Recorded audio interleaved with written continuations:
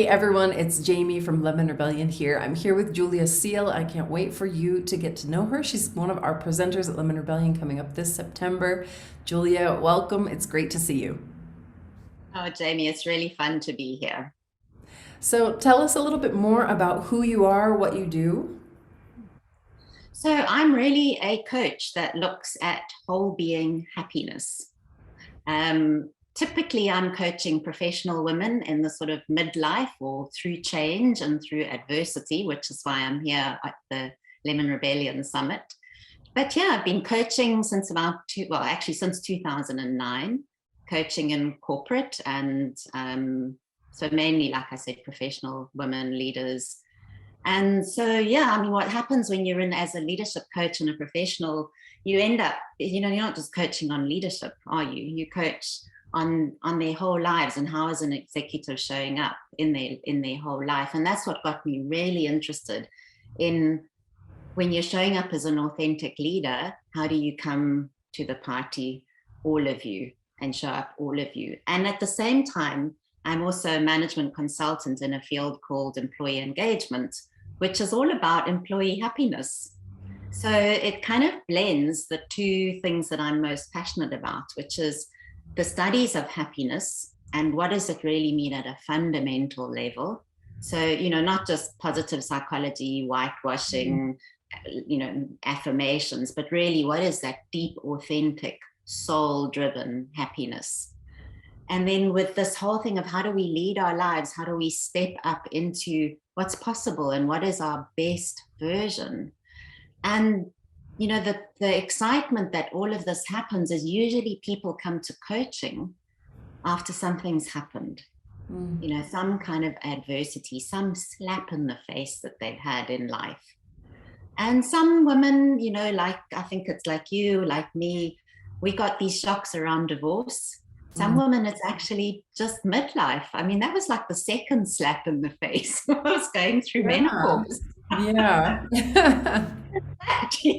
I thought I was sorted before then, So it is this wonderful exploration about, what is happiness really? From being on this treadmill of I think this is what happiness is, and this is what I've been working for my whole life, and something stops us, illness, children, and we say, hey, I've got a chance as a reset. Hmm. So if you have this chance of the reset, and this is why I talk about this opportunity to evolve ourselves, because that's rather exciting about what we're being invited to step into by life. To something that is just bigger than everything we've ever been, taking everything that we are already, but just expanding it and living into the wholeness of it. So Right. that's really my passion around evolution and kind of how it started back in 2009. Yeah, I love that. Yeah. Reflecting on midlife, I've been thinking about this lately because I just turned 40 at the end of the year last year, and I kind of haven't assimilated yet that I'm in midlife. It's like I'm not ready to quite accept it. But as I've become more open and start learning about this, it really does give us a unique opportunity to reflect on the patterns of that we've developed and created in terms of mindset and lifestyle, and you start to see the consequences of those kind of patterns of choices and thinking by this age. And like you said, it gives us an incredible opportunity to just step back, if we can see it as an opportunity, to step back and think, how do I want to move forward in this next half of my life? What kind of results do I want at the 40 more years down the road? What do I want to say I've been able to do or accomplish? And it's a great opportunity to just step back and rethink about it. And you're right, some things shake us up, and that gives us a chance, I think, to open our eyes and our hearts in a new way. Tell us, you've used this term whole being happiness. What does that mean for you? And in your research, what have you found that are these core components of happiness that Yes, I mean, in a way, I mean, it kind of speaks to the word, doesn't it? Whole being. So our whole beings. But if you're looking at all the dimensions of us being here. So if you think about happiness as we typically think of happiness, it's really quite hedonistic. We've yeah. been taught to pursue happiness. What will make us happy? A career, kids, this amount of money, if we look nice, we do, we don't have wrinkles, whatever, that's kind of happiness. But it's come to us almost, so there's two parts of that. One is that we're wired. Our brains are wired and our bodies are wired to pursue happiness. But it's a kind of happiness that's maybe doesn't always give us what we want, because it is about being safe and being comfortable, because that's what our bodies and our brains are wired to do. It's about safety and comfort. And so that's actually, for most of our early part of our life, that's what we're doing. We're pursuing that. Because like you say, a lot of it is, it's not purposeful and intentional. It's just because we grow up and we just absorbed into our culture, and we think this is going to work, and we think this is going to work, and that's just what we do. So when we get this chance for a reset, this is the thing, is like then we start to say, well, what is it for me? Not what I was taught, not my parents, not my parents, not my brothers, my friends, the media.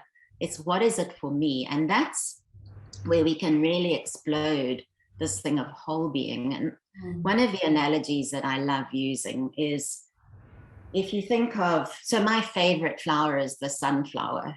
Okay, and you think of the little sunflower, and it follows the sun like this as the sun moves in the sky.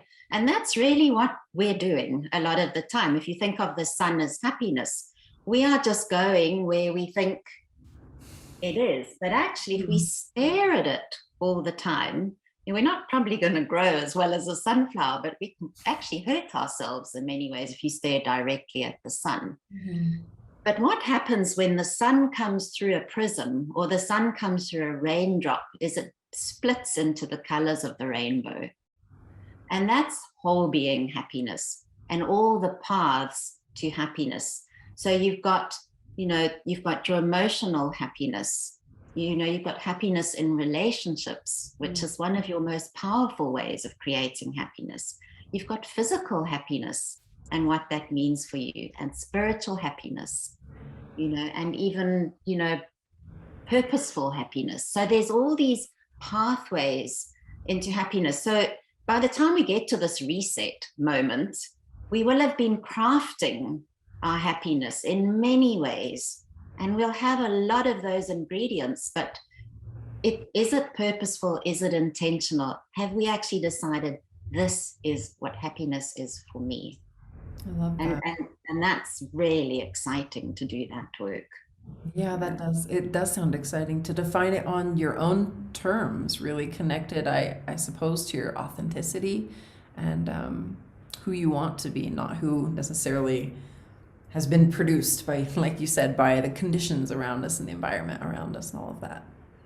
And the exciting thing is, and this is what gets exciting as a coach, is we tend to, for the most part of our lives, avoid what we're not good at, avoid things that, we're unskilled at, anything that we don't feel good about, we just avoid, all right? Because that is our wiring, to avoid pain. And so the kind of the challenge, the opportunity, the invitation, and this is what's great about adversity, because often we're blown so wide open that we actually are willing to take that courageous step. Because if you take that courageous step in to what is actually the most difficult, and it's only difficult because we don't have the skills. It's not like there's something fundamentally wrong with us. It's just, we just didn't get the skills through our life. But if we step and we look at it like face front, and this is one of the areas I love to work, is both sides of the emotional spectrum. So how do we work with our negative emotions? How do we sit with pain and hurt and sadness and regret? How do we sit with it? And what does that mean to sit with it versus wallow in it? And what does it mean to process it? Like, how do we actually do that? But then we can get quite good at that, and we get stuck there. So it's like, well, what about the other side? What about joy and gratitude and compassion? And how do we cultivate that on purpose? Because that's almost going past it's like overriding our wiring because our wiring is just interested in keeping us safe and keeping us away and avoiding pain. And so we've got this opportunity on the other side is to step into all the richness of the other side of emotions. But you can't have those if you don't sit with your negative emotions. Right. So that's the evolution, this enormous whole space that you can hold. I love that. Thank you for sharing that. I often ask myself, because we talk a lot about this with Lemon Rebellion, turning adversity to advantage, or taking those hard things that happen to you and doing the physical, mental, emotional, spiritual alchemy to transform it into energy to move forward and transform and write your life on your own terms. And I have in the back of my head that there is this delicate balance, even with that message, the responsibility to it's to acknowledge that there is pain and loss and suffering that happens when adversity happens, and we're not trying to jump over that and avoid it. It's actually part of mastering this alchemy that happens to allow us to be able to transform. I'd love to hear more of your thoughts on that, because I think that's something that deserves a little bit more attention. Yeah, and I think, to your point, I mean, I love the thinking of alchemy, because in a way, that is what happens in trauma, when we get a big shock, because we have the trauma response through our bodies. So we are cracked open in some way. So whether it is huge anxiety, huge fear, and so our body is in the stress response, and you can't rush through the stress response. You can, but then it comes back late. I'm thinking, like, recently we got written off in a car accident, and my husband, like, his trauma response is to just get very focused and cold and practical, but it comes back later, so the trick is, and we don't want to be there, is to stay and to settle our minds and our bodies in the trauma, to find a sense of peace there. So it's almost like working with our bodies and our brains, and allowing that to work its way through. So, and only then can you step into the grief and the discomfort, and thereafter into the positive feelings. Because, positive psychology, I mean, listen, it's done wonders for the world, because, traditional psychology was looking after really damaged people after the 2 world wars. So we've now balanced the field of knowledge. But it kind of, in the media, we've gone this whitewashing route. And I think, to your point, that's not what the summit's about, and what Lemon Rebellion's about. Is we're not just coming with think positively and do these things. It's like, well, what do you do? Have the trauma response. What happens there? And then what happens after that? Yeah, that's very true. Well, this is really fun to talk about. I could geek out about this all day. Well, also one of my favorite things to think about. I really love it. Well, I know you're also, among your qualifications, you're an ICF certified coach, certified integral coach, a certified relationship systems coach, and life coach, and integrative Enneagram coach.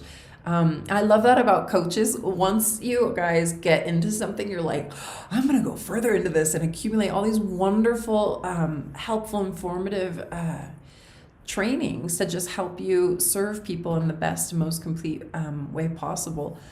What are you going to be doing with participants at Lemon Rebellion? What kind of session are you going to lead, and what can they expect from showing up and spending some time with you at the summit? Yeah, so I think we'll talk about whole being happiness initially, and about the opportunity to evolve ourselves, so expanding on the conversation of today. But then I think in the actual coaching workshop, we'll work, how do you actually view a life challenge or an adversity as an opportunity? So that it's almost like a clarity around process. How do you see it as another step in your life's journey? So we'll do some work around there, and then we'll have a look at, what does evolution mean to you, and how can you evolve yourself through your negative emotions, and then how do you evolve yourself through positive emotions? And then I think we put it all together, and we start looking at this, I love the whole analogy of jigsaw puzzles, all right, post-COVID.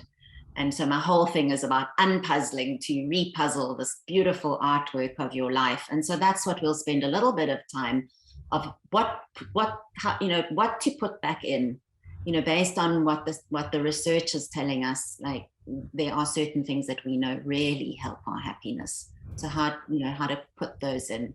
So I think that will be a workshop, and there'll be some coaching there as well, depending on how it all goes. Yeah.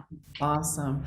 I'm really excited. I mean, I'm sure many people listen to this and are like, oh, I want to know more. I want to experience that. And that's the cool thing about what we're doing together, Julie, is that we're creating experiences for people so they can get little tastes of what it's like to actually work on some of these topics with highly qualified, trained individuals like yourself, to just get one step further in all these areas around post-traumatic growth, really, from appreciation for life, new possibilities, building resilience, developing closer relationships, and growing spiritually. So I think it's amazing, and I love that you're offering. I want to thank you for that, an extended session for people that have the all access pass, because to go through that first half an hour with you in the main session will be really amazing, but then also to have that opportunity to go in depth for an hour and a half, and actually do the work, begin the work with you is awesome. I know I'm going to make all of those extra sessions that I can, because I want to be there for all of them. Yeah, because it's fun. This is what the amazing, wonderful thing about coaching is. Like, it's just about getting unstuck. Yeah. And then all your wisdom comes back, and all your knowledge comes back, and all your beauty comes back. And you just need that one thing to unstick you. Yes. It's very fascinating, because we think that everything's gone wrong. We're so hard on ourselves. We think one thing goes wrong, everything goes wrong, and I've done everything wrong. Yeah, and it's true. I love that about the coaching model. And again, this is part of why with Lemon Rebellion, we're working primarily with life coaches, executive coaches, is because of the model and the way you work. It's guiding people back to their inner wisdom, guiding people back to their best selves, and not giving them answers and methods and tools and putting yourself in the place of an expert, but really leading and facilitating a process to bring people back to that inner knowing, inner wisdom, which I think is incredible. It's so exciting, so beautiful, so beautiful to witness as well. That's the joy of sitting on this side of the screen. Yeah, do it and leading the work. Well, thank you for what you do. Well, for everyone who's listened today, again, we're talking with Julia Seal. She's going to be presenting at Lemon Rebellion, which is happening from September 19th to the 25th. It's an online summit made for women facing change and adversity, helping guide you towards thriving and really creating a life on your terms, and showing you the tools and people that can support you to get there. So thank you again, Julia, for your time. Thank you everyone for listening, and we'll see you at Lemon Rebellion.